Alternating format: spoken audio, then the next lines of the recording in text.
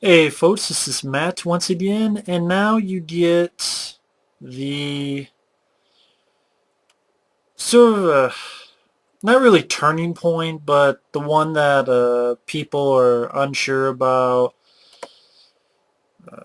Although it's gotten more and more praise, and in fact, I read up that in a recent poll around, I don't know when Skyfall or something came out, that the 007 magazine, this was counted up as the choice for the best Bond film of all time.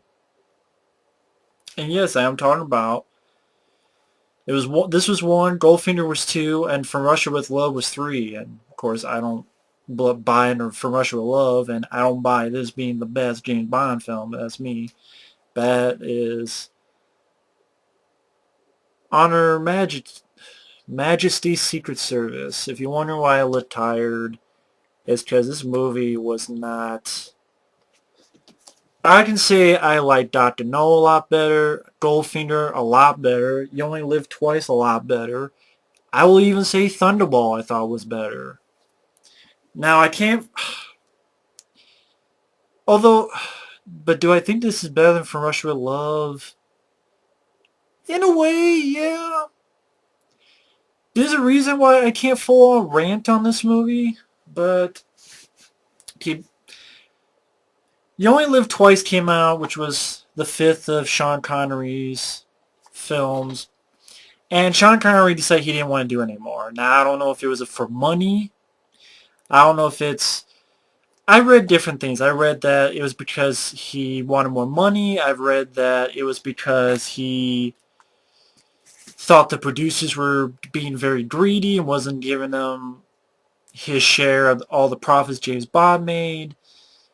I've read that it's because he was getting tired of the films becoming more and more about gadgets and technology and less about intrigue, which he should have done this movie because there's none of that in this movie. It's more intrigue than gadgets or anything. So I don't know what it was, but they were looking for a James Bond film. They've been wanting to do this for a while. I think after Goldfinger they wanted to do this, but it didn't work out.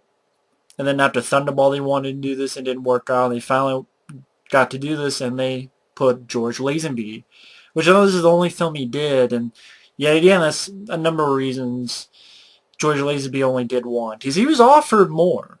Even though this film didn't do as well at the box office as the other ones, he was offered more. But George Lazenby, before the film came out, he decided he didn't want to do it anymore. And I've read it's because either his agent said, well, you know, James Bond is not going to survive the 60s, which shows how dumb his agent is. But also that George Lazenby wasn't happy making the film, or he didn't feel much of a collaboration with the filmmakers, or uh, he, I don't know, something about he wanted to, as the times were changing, he wanted to make peace, not war, or whatever the hell. I don't know what the real reason is. I'm sure a lot of people know more. Bond aficionados will know more than me. But this film, God, I don't know where to start. I mean, the plot is pretty much, for a good chunk of the movie, James Bond, George Lazenby, sees this girl, character Tracy, trying to commit suicide. He saves her and fights two guys, and the girl leaves, and that's what I mean by there's some bits that I like about this movie. I mean, my problem with this film is that it's 2 hours and 20 minutes long, and there's a good chunk of the movie that's very tedious and boring. Like he's pretending to be this guy when he meets Blofeld, and it really wasn't that interesting. And but like George Lazenby, I really like the little fight scenes that he has. You can almost say that he does better fight scenes than Sean Connery did. I know that's blasphemy, although I will say Sean Connery is a much better James Bond. Much better James Bond. He has more charisma, more wits, more just presence than Lazenby, more acting chops, more experience. But he did well in the action department. Like the fight scenes were actually pretty good. had certain energy to them. But I like and there's certain, like George Lazenby right off the bat. See, I'm going all over the place. I don't know where to start. Because the main plot is, you have Blofeld, only this time played by Telly Savalas, and he has this group of women at his institute, Allergy Institute, but what he's doing is brainwashing these women, who he calls the Angels of Death, to, when they go out into the world, if he gives a signal, he's going to have them release this sort of germ warfare that's going to fuck up the food supply, like plants, livestock, and he's like, unless they give me my demands, then I'm going to do that shit. And a lot of it takes place in Switzerland and the Swiss Alps. And a good chunk of the movie is James Bond meeting this girl that I was talking about, meeting her dad, this guy called Draco, him wanting James Bond to marry her, and James Bond's really not sure, and then you have James Bond and this girl falling in love.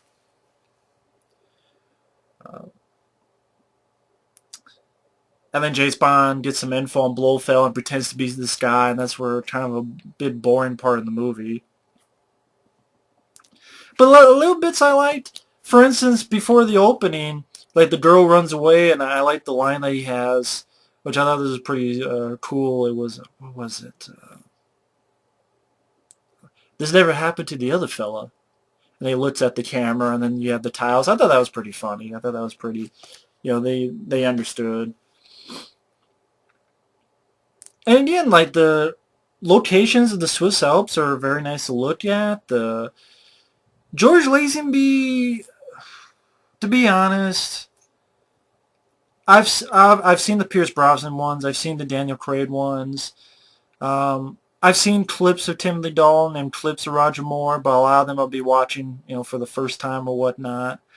And I can honestly say right here, Lazenby is the worst Bond. There are moments that I liked with them, like there's quiet moments that he does that I liked. When he has his quiet moments, I think he does fine. Especially at the end, which I'll get to, which was another thing I liked. But when he has his quiet moments or his action moments, he does well. He does well in the fight scenes and the action scenes. He does well when his voice is sort of in a quiet mode, quiet moment. But when he's really trying to be funny, like he's trying to throw a one-liner, or like when he's pretending to be this figure trying to fake out Blofeld, Telly Savalas, he just doesn't really have a charisma to him, doesn't really have a presence to him. He's just really not that good. And I know that apparently he didn't act that much, except maybe as a model or commercials or something, but he didn't have a lot of acting experience, so maybe that's why. Um, and a good chunk of the film, like I said, not much happens. He poses this guy. Like before that, a little montage of him and this girl Tracy fall in love with each other. And he goes to Swiss Alps, and you have this big thing of him pretending to be this guy, posing as this guy in the Swiss Alps, and meeting Blofeld and talking with him and meeting these women. It just really wasn't that interesting or intriguing. The plot, I don't care if in a James Bond film, I don't care if it's realistic. I just care if it's interesting. And the whole germ warfare with the food and brainwashing these women into doing it just really wasn't that interesting to me. Apparently, from what I understand, this is the movie that's the most faithful to the novels. Like, apparently, the novel of Honor Majesty, if I say the word right, Majesty's Secret Service is very close to the novel.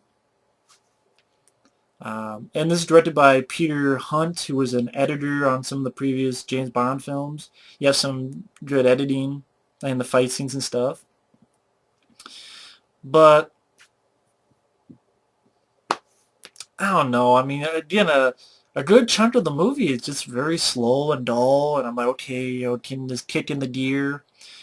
And then when James Bond escapes, because Blofeld, like, that's another thing, like, I know continuity is out the window in these movies, because, like, every movie has someone else playing Felix, that character, or something else, but it's weird that, just the previous film, You Only Live Twice, James Bond was face-to-face with Blofeld, and then here, it's like Blofeld's looking right at James Bond and doesn't know him, And of course, Blofeld doesn't have the scar like Donald Pleasance did. I mean, I know, continuity is not a thing of James Bond, but it still is like kind of a little bit of. They could have tried just put a little scar on Telly Savalas or something, or have James Bond in a disguise when he's meeting Blofeld.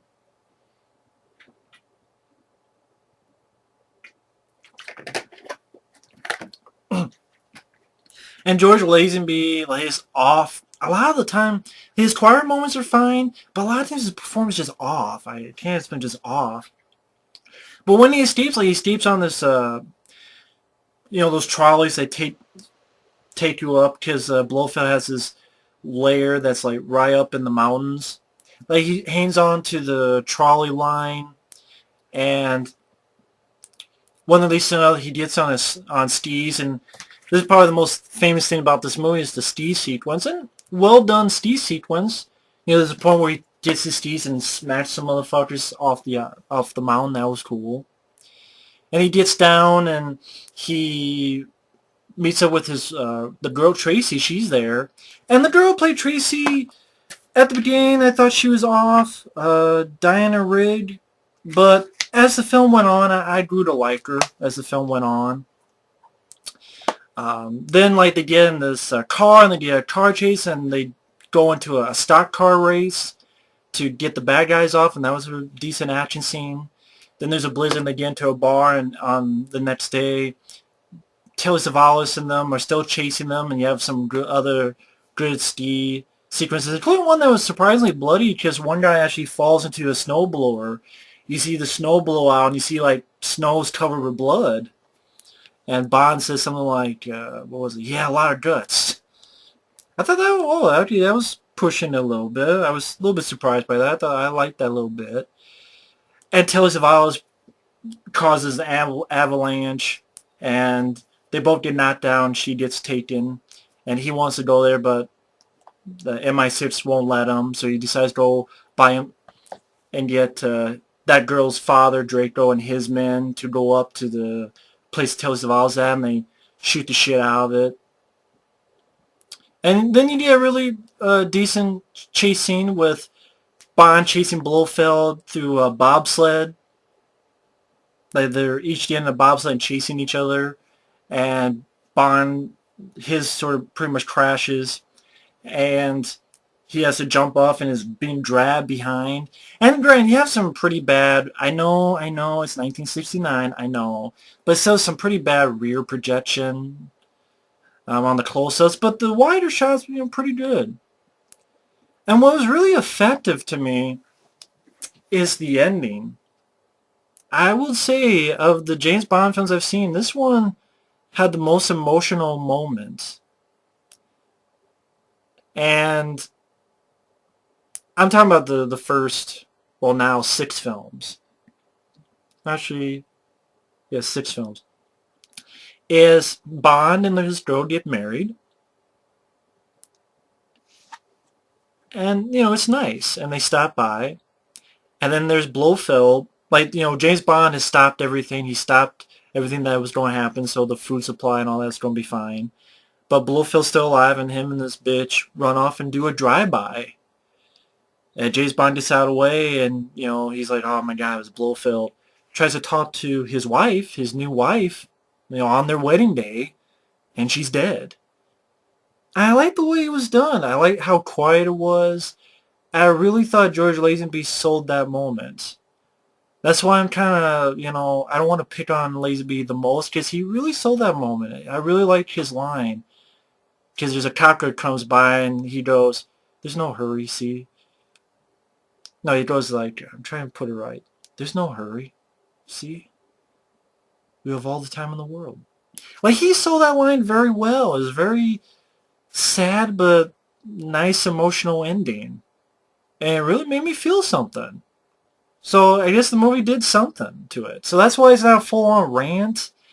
But that's why I probably like it a little bit better than From Russia with Love. Because From Russia with Love, other than the 10, 20 minutes of action at the end, there's nothing. Here, you had little moments like that that made me like it a little bit more than From Russia with Love. But at the same time, I would definitely say this is one of the lesser James Bond films. I got bored a lot. It took forever for me to go through this. It's 2 hours and 20 minutes, way too long. Had a couple good action scenes, but there's a good chunk that's just way too slow. Lazenby's performance, I think, is uneven. There's some moments I really liked, like the very ending, but there's moments he's just off. Telly Savalas, I think he does fine. So overall, I'm not a big fan of the movie, but it's, yeah.